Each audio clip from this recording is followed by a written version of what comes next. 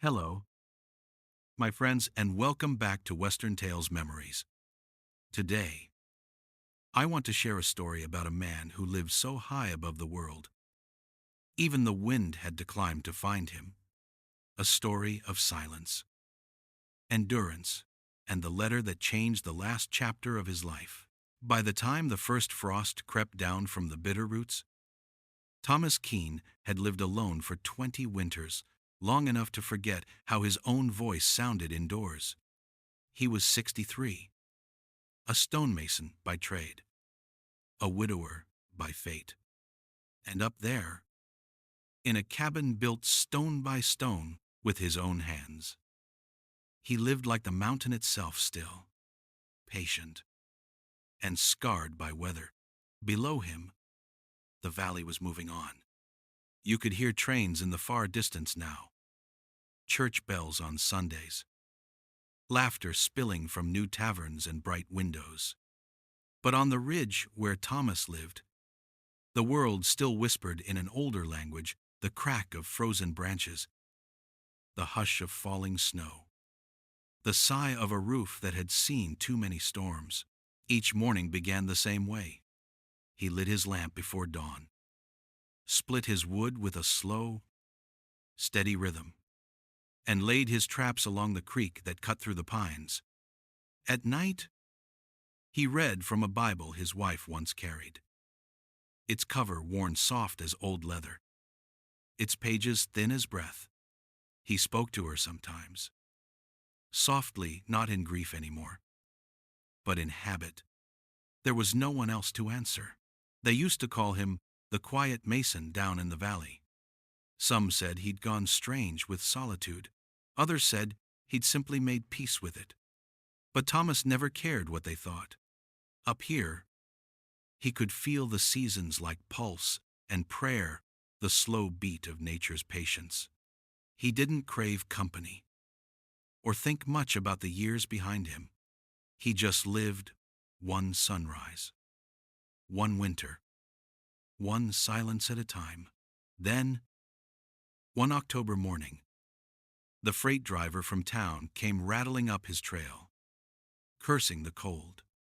He carried a sack of nails, a tin of coffee, and a single letter, sealed with violet wax. Thomas wasn't expecting mail, hadn't seen a letter with his name on it in over a decade. He turned it over once, twice. Before breaking the seal, the handwriting was graceful, careful. From another world entirely. Clara Wynne. Saint Louis. He read the name aloud like testing the sound of a prayer he'd forgotten. The words inside were simple. I don't seek comfort, only a roof and a rhythm to live by. If you'll have me, I'll bring seeds and silence in equal measure. Thomas read it again, and again until the fire burned low and the shadows climbed his walls. He told himself it didn't matter. But that night, for the first time in 20 winters, he swept the floor, patched the roof, and set an extra log by the fire outside. The frost thickened along the pines. Inside, something long frozen quietly began to thaw. Thomas Keene kept the letter on his table for 3 nights before he dared to answer it, though, truth be told, he never truly meant to write back. He only meant to understand it. Each evening, after supper and a single cup of bitter coffee, he'd light the old kerosene lamp and read the letter again slow, careful, like tracing a map of something half remembered. The ink was steady, the hand precise. Not the hand of a young woman, but of one who'd seen enough of life to write only what mattered. Her name was Clara Wynne, 58. A widow twice over. A former schoolteacher from St. Louis. Her words were plain, but there was a rhythm to them, the kind of rhythm only honesty carries. I don't seek comfort, only a roof and a rhythm to live by. If you'll have me, I'll bring seeds and silence in equal measure. Thomas mouthed the words like a man learning another tongue. Seeds and silence. It sounded less like a promise and more like an understanding. He'd seen letters before, years ago, when neighbors down in the valley sent for wives by post. Those letters were always full of bright talk. I'm fond of music. I enjoy laughter. I wish to start again. But this one carried no perfume, no soft promises, just the smell of ink and time, and the quiet dignity of someone who didn't need saving. On the second night, he read it again, slower. He noticed the way she'd crossed her T's firmly, like a teacher might, the way she'd left a tiny smudge near her signature, as if her hand had trembled not from fear, but from something else. Maybe hope. Maybe the same kind of lonely courage that had kept him alive all these years. He folded the letter carefully, smoothing the crease with his thumb.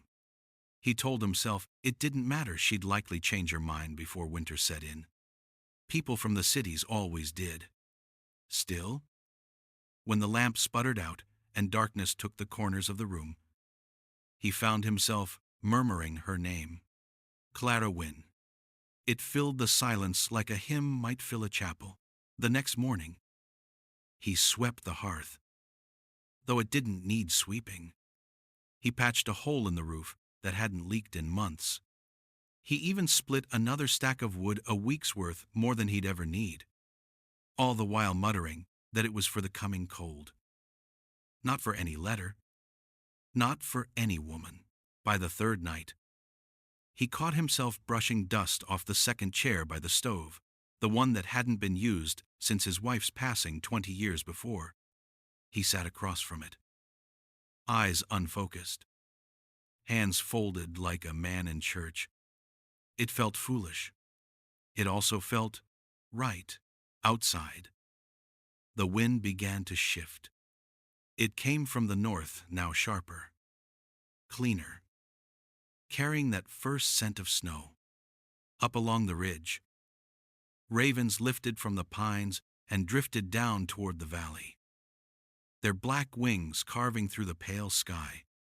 Animals sense change before men do. And even Thomas could feel something turning, something subtle but certain. That night, he placed the letter beside his wife's Bible and left the lamp burning low. The fire had burned down to a deep orange bed of coals, glowing like the inside of a beating heart. He lay awake for hours, listening to the wind circle the cabin, not angry this time, not cold, just restless. It moved through the eaves like a question too soft to answer. And when he finally drifted into sleep, Thomas Keene dreamed not of the years behind him, but of a wagon wheel cutting through snow, heading up the long mountain road, somewhere far away. A woman with a shawl around her shoulders was packing her herbs and her faith into a single trunk. The wind that left his ridge that night was not the same wind that arrived. It carried a whisper, faint but steady, as if the mountain itself had heard a name it meant to remember. By the time the first real snow of the season fell, Thomas Keene had almost convinced himself that the letter had been a mistake, a good thought from a lonely mind. But fate, it seems, never sends letters without intent. It happened on a morning quiet enough to hear the world thinking. The air hung pale and still, the kind that smells of iron and pine. Thomas was outside, mending the hinge on his gate, when he heard it, the faintest jingle of metal far down the ridge, a rhythm out of place in the silence. He straightened, listening. Then it came again, sleigh bells. At first, he thought it must be Pete Morrison, the freight driver from town, bringing winter goods before the roads closed. But as the sound grew nearer, he saw more than a wagon. Through the silver breath of morning, two figures emerged, a man holding the reins, and beside him, a woman wrapped in a wool shawl, the color of wet earth. The sleigh stopped in front of the cabin. Snow drifted around them in soft, swirling veils. Thomas stood at the porch, hat in hand, his breath rising like smoke. The freight driver tipped his cap, his voice puffing white in the air. "Got your mail order, Mr. Keene," said. "She's here to stay." Then, with a grin, he snapped the reins and the horses trotted off, bells fading into the trees. And just like that, they were alone. The woman stepped down, her boots sinking into the snow with a soft crunch. She was not frail as he had imagined, nor shy. There was a steadiness to her, the kind forged by long roads and harder years. Her hair, streaked with silver, was braided tight against the wind. Her face carried both lines of sorrow and light, as if the two had learned to live side by side. She looked up at him, her eyes clear, unwavering. "Is this your place?" she asked. Thomas hesitated, voice rough from disuse. "It's what's left of it." The corner of her mouth lifted. "Then we'll start there." Simple words, but they landed heavy, like the first stone in a new foundation. For a long moment, neither spoke. They only stood in the hush between breaths, the mountain holding its own silence around them. The fire inside the cabin flickered faintly through the frosted window. A raven called once from the tree line, then was gone. Thomas cleared his throat, awkwardly gesturing toward the door. He didn't say welcome. He simply stepped aside, and she nodded as if she already knew where everything was. When she crossed the threshold, the cabin changed. He couldn't explain how, but the air seemed to draw closer, warmer. The scent of pine and smoke mixed with something faint, dried herbs, maybe, or the ghost of a city perfume long since faded. She set her single trunk near the wall, removed her shawl, and looked around the small room with a craftsman's eye. "Honest," she said softly. "I can work with honest." He didn't answer, didn't need to. Something in the way she said it, calm, without judgment, steadied him more than he expected. Outside, snow kept falling, erasing the tracks of the departing sleigh until only the two of them remained, two strangers in a world reduced to white. He poured coffee in silence, the tin cups clinking faintly against the stove. She took hers without a word, her hands firm around the warmth. The only sound was the slow crackle of the fire and the faint sigh of wind pressing against the cabin walls. That evening, Thomas caught himself listening not to the storm outside, but to the small, deliberate rhythm of another person breathing under the same roof. And in that quiet, something long dormant began to stir, not excitement, not fear, but recognition, a knowing as old as the mountains themselves that every man, no matter how far he's gone into the wilderness, still waits for one voice that sounds like home. By the end of her first week on the mountain, the cabin had found a new rhythm, one not of words, but of motion and sound. The soft scrape of a chair, the clink of tin cups, the steady sigh of the wind in the stovepipe. Life, as it turned out, could be rebuilt quietly. Thomas Keene still rose before dawn, same as always. But now, when he opened his eyes, he could see the faint glow of another lamp across the room. Clara was already awake, moving through the cold morning like she'd been there her whole life, boots on, sleeves rolled, humming something old and gentle, a tune that might have come from a church 1,000 miles away. He never asked what hymn it was. He just listened. There was comfort in the sound of it, the kind of comfort that doesn't come from company, but from peace. They ate simply. Coffee, black and bitter. Stew made from dried venison and wild potatoes. And always, she'd set 2 bowls on the table before he could offer help. Once, he tried to thank her. She just smiled and said, "Eat while it's hot." So he did. And that became their way. Clara worked through the days without fuss or noise. She dried herbs from the valley and hung them along the beams. Thyme, sage, and something he didn't recognize, smelling faintly of lemon and dust. She mended the curtains that hadn't been whole since the year his wife died, humming under her breath as she stitched. She talked to the fire like it was a living thing, steady, kind, responsive. Thomas caught himself watching her more often than he meant to, not with longing, but with a quiet awe, like a man studying weather he didn't understand but trusted to be right. He'd never met anyone who could move through silence so naturally. Most people tried to fill it with talk, with laughter, with worry. But Clara seemed to carry her own weather inside her. When she was near, the quiet didn't press on him anymore. It breathed with him. Days slipped into a rhythm neither of them spoke about. He'd chop the wood. She'd stack it. He'd carry water from the creek. She'd strain it through cloth and set it near the fire to warm. She never asked about his past. And he never asked why she came. The mountain, he figured, had already asked enough of both of them.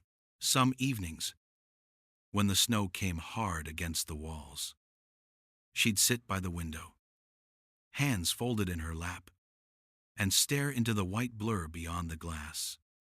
He'd sit across the room, reading by lamplight, pretending not to notice the way her reflection moved in the pane faint and flickering beside his own.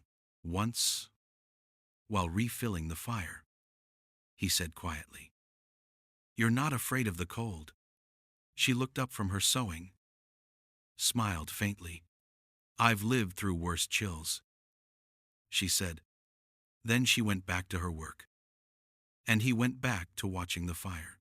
That night, as he lay in bed listening to the roof creak under snow, Thomas realized he hadn't spoken more than a dozen words all day.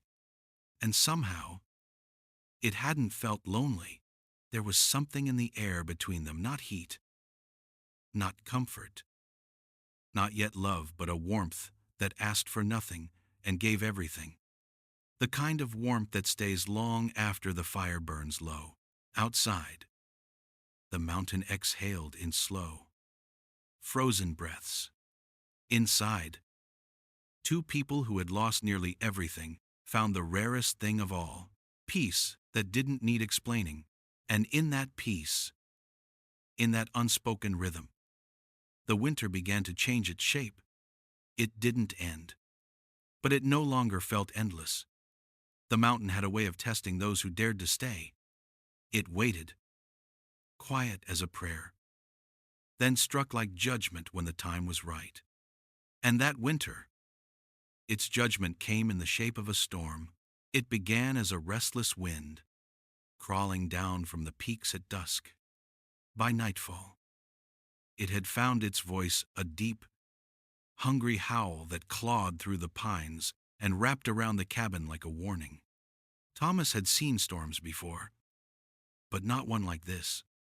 This one had weight in its breath. A cold so sharp it felt like truth itself. The snow came sideways, a white wall devouring everything it touched. The windows rattled, the door moaned against its hinges. Inside, the fire guttered, trying to hold its ground. Clara looked up from the hearth, her eyes steady. "This will be a hard one," she said. Thomas only nodded. Words were useless now. They worked side by side, no panic, no fear, just motion. He tightened the ropes along the beams overhead while she packed flour sacks against the doorframe to keep the drift out. The air filled with the smell of pine smoke and sweat. Every gust shook the cabin like the hand of an angry god. When the first beam cracked, it sounded like a rifle shot.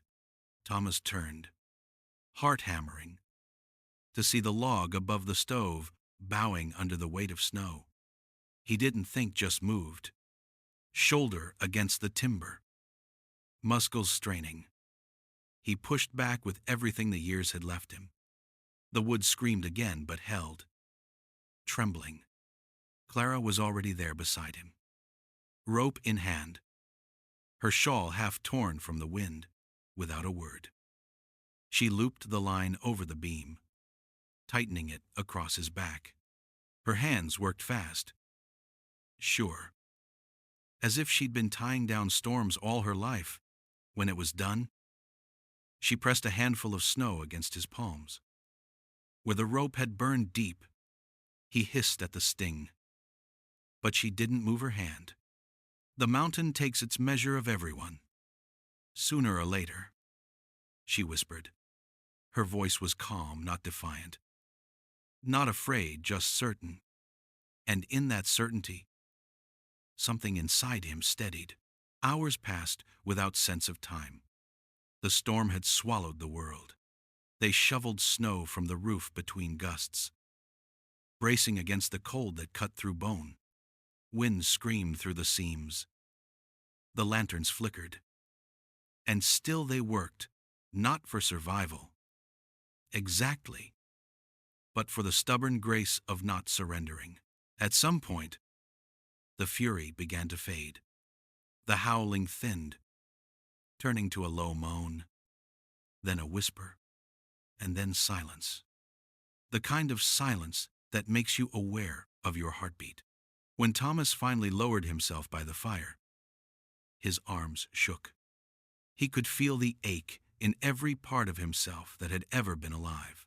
Clara sat beside him, her hair undone, her hands red from rope and cold. Neither spoke. They just breathed slow, visible breaths rising into the dim air. He looked over and saw the faintest smile on her lips, the kind a person wears when they've looked death in the eye and found it polite enough to wait another day. Something in his chest cracked open then, not like pain, but like release. And before he knew it, a sound broke from him, rough, uneven, startled. A laugh. Real, deep, human. He caught himself halfway through it, almost ashamed. But Clara turned toward him, eyebrows lifting in surprise. I haven't heard that sound in 20 years, she said softly. He chuckled again. Quieter now. Didn't know it still worked. He said, voice rasping. They shared a look across the flickering firelight, not romantic, not spoken, but something deeper, a kind of recognition that went past words. Two souls who had lived long enough to know what endurance costs and what it gives back. Outside, the mountain settled under the weight of its own making. The snow stopped falling. The world, for a moment, held still. Inside, the fire found its strength again, curling upward in soft orange tongues. Clara leaned back against the wall, pulling the blanket higher across their shoulders. Thomas closed his eyes, the exhaustion sinking into him like warmth. For the first time in decades, he didn't listen for danger. He listened for her breathing beside him. And as the night stretched on, the old cabin stood scarred, but unbroken. It had passed the test. So had they. When dawn came, thin and silver through the frost, the mountain was quiet again. But something in it had changed, and deep down, Thomas knew the mountain might take its measure. But it also remembers those who hold their ground. Winter held its breath after the storm. But peace in the mountains never lasts long. The snow melted, then froze again, and each thaw left its mark. For Thomas Keene, It began with a cough, small, harmless, the sort every man ignored when the air was thin and sharp. But by the second week, the cough had weight to it. By the third, it had turned to fever. Clara noticed first. Though she said nothing, she simply began to move quieter around the cabin, setting fresh water by his bedside, pressing a hand to his forehead when he dozed. He brushed her off at first, saying it was nothing. But when his hands began to shake too hard to split kindling, she took the axe from him without a word and finished the job herself. That night, the fever came like a storm reborn. It tore through him, sweat, shivering, the world tilting in and out of focus. He dreamed of snowfields swallowing his cabin whole, of the mountain bending low to whisper his name. Sometimes he heard his wife's voice calling from far away, but it was Clara's hand he felt, cool, steady, and real. She brewed willow bark tea, the way her grandmother once had on the plains of Missouri. She dabbed his temples with cold cloths, her touch firm enough to keep him anchored in the world.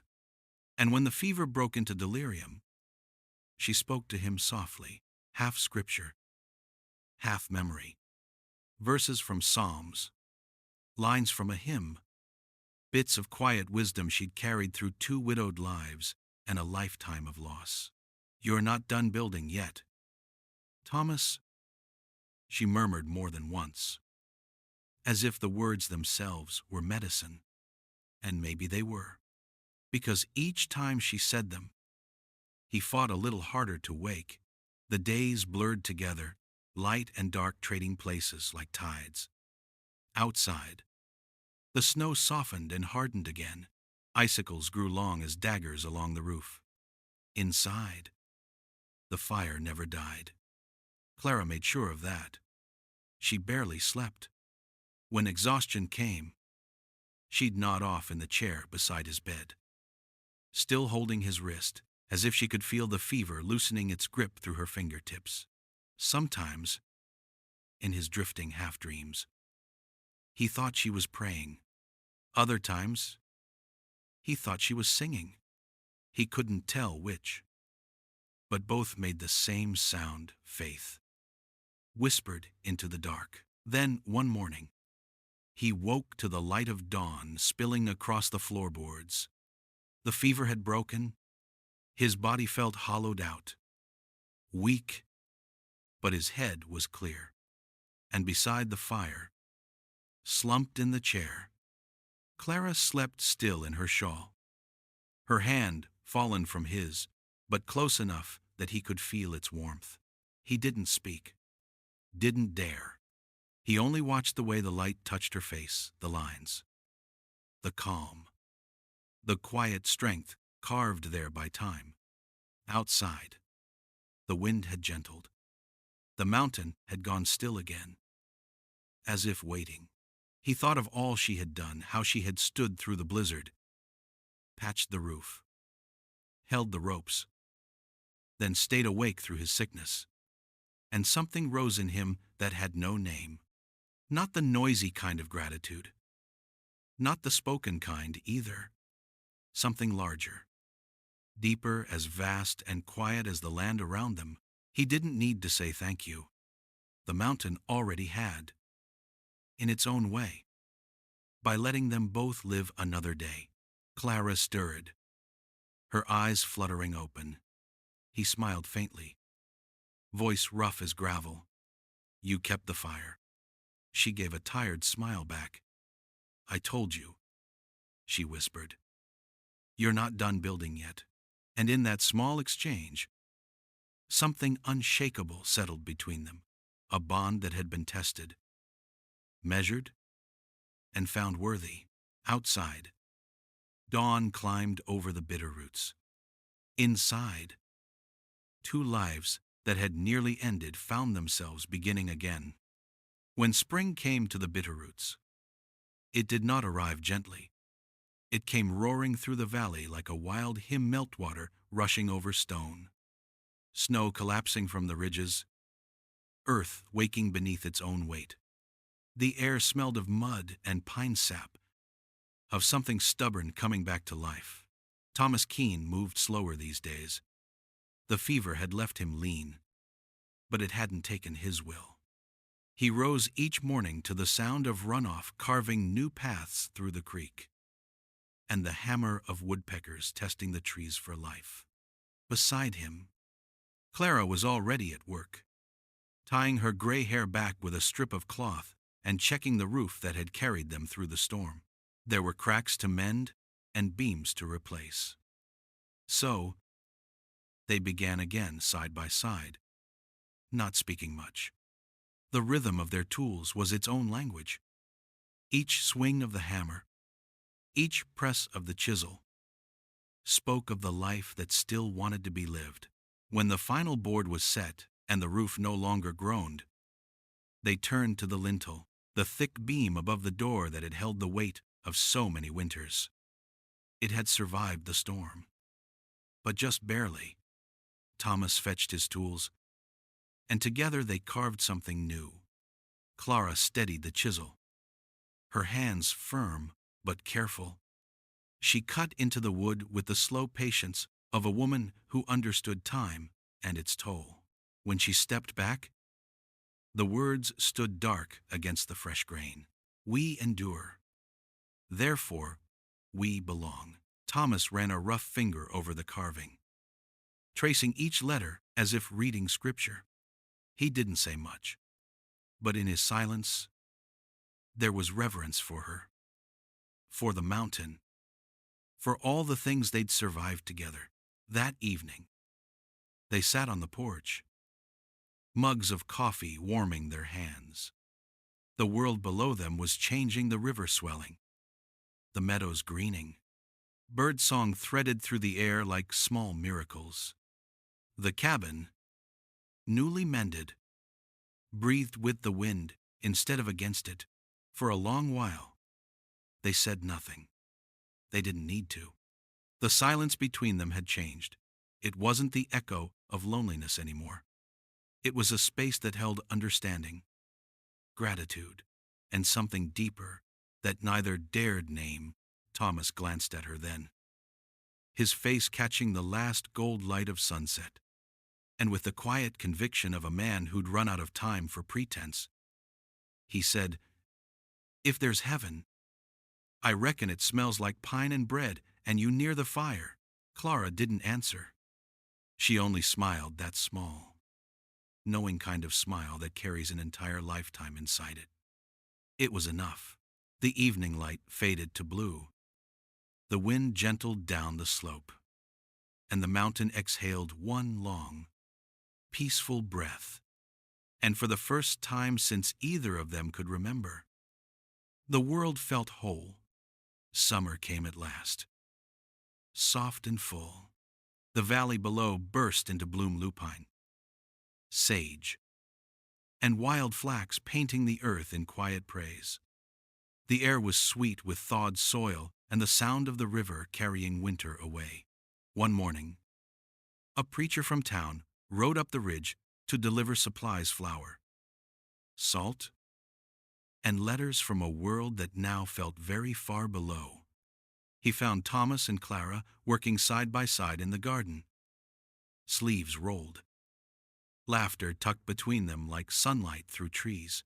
There was no talk of ceremony, no ribbons, no crowd, just a preacher, a mountain, and two people who had already made their vows through labor and storm. They stood together on the ridge, faces lined with years, hands steady with purpose.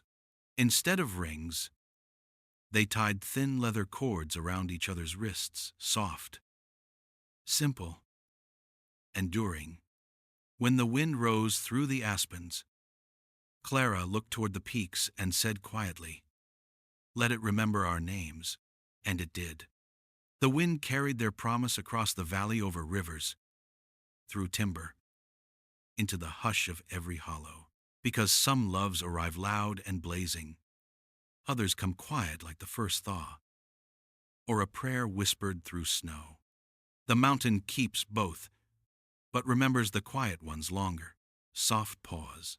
Now, my friends, before you go, tell me in the comments, where are you listening from tonight? What part of this story stayed with you most? If this tale touched your heart, leave a like.